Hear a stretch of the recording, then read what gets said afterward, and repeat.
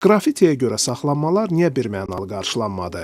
Hökumətyönlü media aprelin 3-də Nizami Kino Mərkəzinin divarına qrafiti çəkdiyi deyilən 4 şəxsin saxlandığını yazıb. Xəbərdə iddia olunur ki, binaya 3-ü yeniyetmə olmaqla 4 nəfər fərqli təsvirlər çəkib ifadələr yazıb. Bunun ictimailəşməsindən sonra hökumətyönlü media bu şəxsləri cinayətkar, çəkdiklərini isə vandallıq aktı kimi təqdim etməyə başladı. Dünyanın bir çox ölkələrində qrafitiyə görə cəzalar var. Hətta həbs cəzası da nəzərdə tutulur. Amma hakimiyyətin tənqidçiləri hüquq mühafizə orqanlarının addımlarını adekvat saymırlar. Onlar deyir ki, elə Bakıda tarixi binaların fasadlarına, strukturuna ciddi müdaxilələr olsa da, buna qarşı ölçü götürülmədiyi halda qrafiti çəkənlərə qarşı sərt davranılır.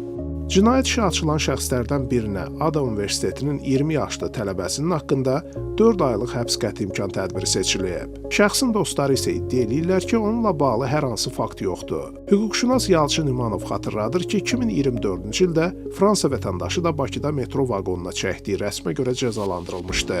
Həm o metro keysində, həm də yetkin yaşına çatmayan şəxslərin divara qrafiti yazmasında əmlakın məhv edilməsindən söhbət gedə bilməz. Yəni qrafiti əmlakı yararsız vəziyyətdə salmır. O ki qaldı əmlakın zədələnməsi o deməkdir ki, əmlakın vəziyyəti əhəmiyyətli dərəcədə pisləşir və təsərrüfat və başqa məqsədlə istifadəyə qismən yararsız vəziyyətə gəlir. Bunun da baş verdiyini, yəni divara qrafiti yazılmağına görə əmlakın zədələnməsini də iddia eləmək qeyri-ciddidir, qeyri-mümkündür. Hakimiyyət yönlü medialarda həmin şəxslər barəsində anti-təbliğatın aparılması elə media haqqında qanunvericinin tələbinin pozulmasıdır. Çünki media haqqında qanunun tələbinə görə təqsirliliyi prezumpsiyası hüququnu pozan məlumatlar mediada yayılmamalıdır.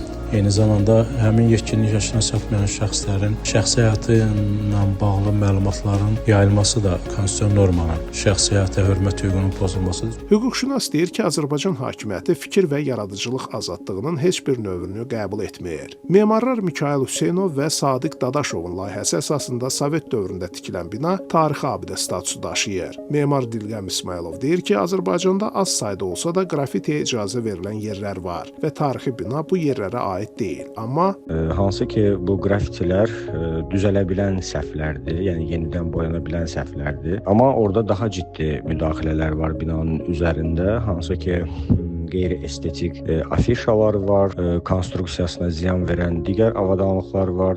Binanın ikinci mərtəbəsində terasda artırılma restoran tikilib şüşədən, hansı ki binanın ümumiyyətlə ilkin memarlıq üslubuna tamamilə ziddir. Azərbaycan hökuməti ölkədə tarixi abidələrin qorunduğunu deyir.